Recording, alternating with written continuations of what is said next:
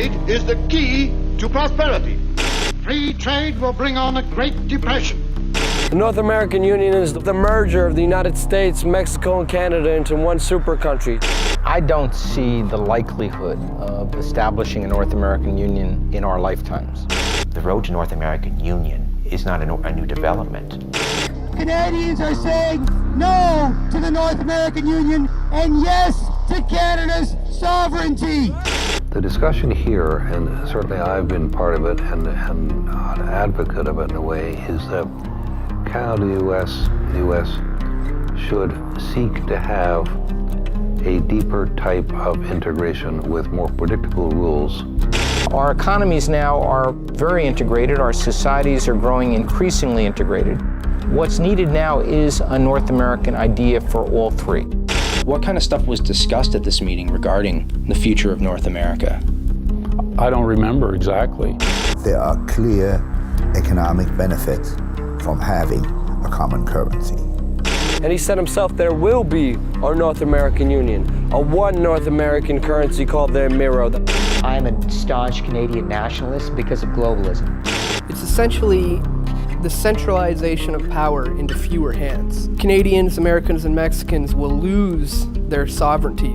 Maybe national sovereignty is not such a good thing. I don't buy into the conspiracy theories around meetings. Do not be embarrassed. Do not be shy. Who cares if they call you conspiracy theorists? This is the truth. You get political change of fundamental nature of this sort only if you have a real big earth-shaking event.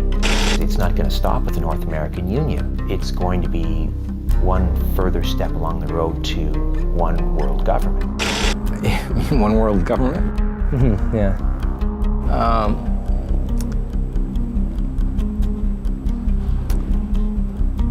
I personally think it will come. It will come.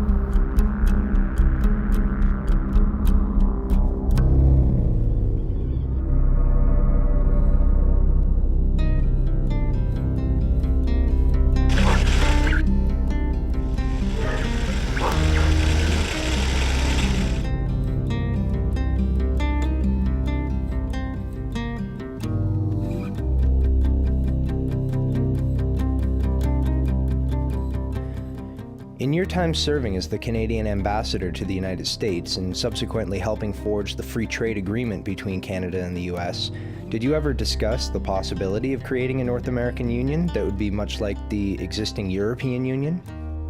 No, that was never discussed, no. I think this was seen when it was launched by the Mulroney government in 1985. It was seen as a trade agreement. We didn't even talk of it at that time. The government did not want to talk of it at that time as a free trade agreement. It was seen as a comprehensive trade agreement with the United States, not with Mexico or any other partner. It was bilateral in concept. As time went on, we began to talk about it on both sides of the border as a free trade agreement. But there was never a notion, to my knowledge, anywhere in the system up on top or in the bowels that thought of this as a North American Union. After the free trade agreement was signed in 1989 and came into force, the United States and Mexico decided that they wanted to have a similar agreement. And they proposed negotiations on a bilateral basis between the two countries to have another FTA of their own.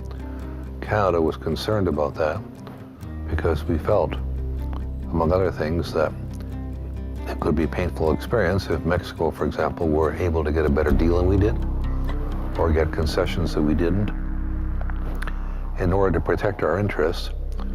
And they were actually going to model their agreement on the Canada-US agreement. It was going to be a Canada-US agreement, whatever add-ons they could put, or adjustments. So we said, well, we want to be part of the negotiation. So then NAFTA came into existence, and you had there for the first time the notion of trilateralism, or a North American continent.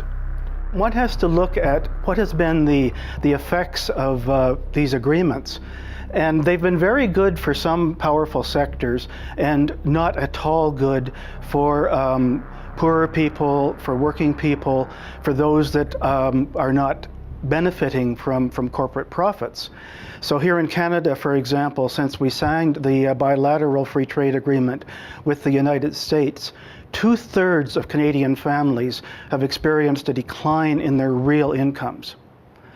Also, if we want to talk about the North American Free Trade Agreement in Mexico, some 2 million Mexican campesinos, that is peasant farmers, have been displaced from their land. Some have migrated to cities. About 500,000 every year try to enter illegally into the United States to find work.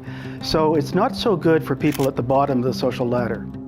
The Zapatistas, who launched their rebellion on January 1st, 1994, accusing the problems of Chiapas on NAFTA, got it backwards. The problem of Chiapas in southern Mexico, and all of southern Mexico, is not NAFTA, it's the absence of NAFTA. I think the beauty of North America is that our three countries are pragmatic and they're problem solvers. They ask themselves, we've got a problem here in our economy, we've got a problem here on our borders, we have a problem in the environment, how are we going to solve it? Is the best way to solve it is if we do it at the local level, at the national level, or would it make more sense if we explored it at the continental level or the global level? We determined a long time ago that the best way to deal with trade is at the global level. The General Agreements on Tariff and Trade in 1947 decided on a course that would systematically, over time, dismantle trade barriers. And they have. They brought them down very far. Not far enough, but they brought them down very far. That was done at the global level. I'd be in favor of continuing down that path of negotiating between sovereign governments to solve different problems, to create an institution, create a broader sense of identity or of North Americanness as part of an instrument to help us avoid our parochialism and solve shared problems. NAFTA was essentially a business contract aimed at dismantling trade and investment barriers and assuring all three countries that their sovereignty would not be affected by this and that they would remain independent. Now, one of the major concerns that Canada and Mexico had about NAFTA was that it might open their capital to being taken over by U.S. multinational corporations.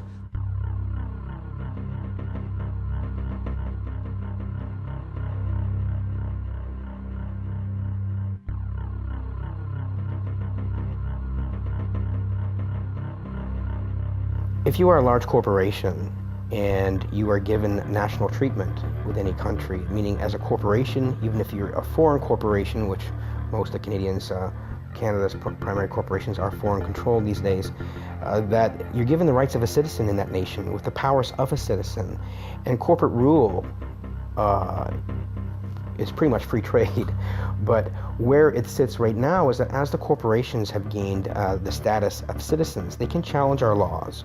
So even if municipalities, federal or provincial bodies establish laws for our country, for the best interest of our country based on our collective will, then the corporations can successfully challenge those laws and sue us for passing laws that infringe upon their investments and their trade.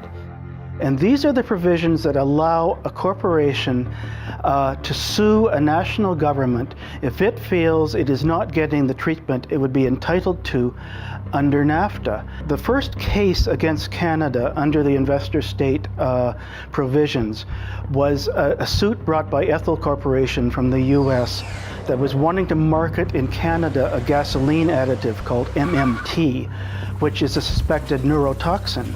It was stated by our government that we're going to ban additives to fuel that involve methylmanganese because it's harmful to individuals neurologically and otherwise. It's been linked to attention deficit disorder and other problems. But when we passed those laws, the Ethel Group sued our country, said, how dare you pass laws that restrict our trade, and even we're doing it for the benefit of our own country. Well, Canada, the Canadian government responded to that suit by effectively apologizing to Ethel, by paying them $13 million US in compensation, and by withdrawing the ban.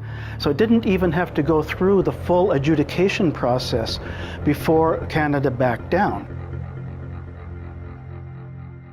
Our country is being defined and shaped by regulatory bodies by corporations who have no accountability whatsoever to the Canadian people.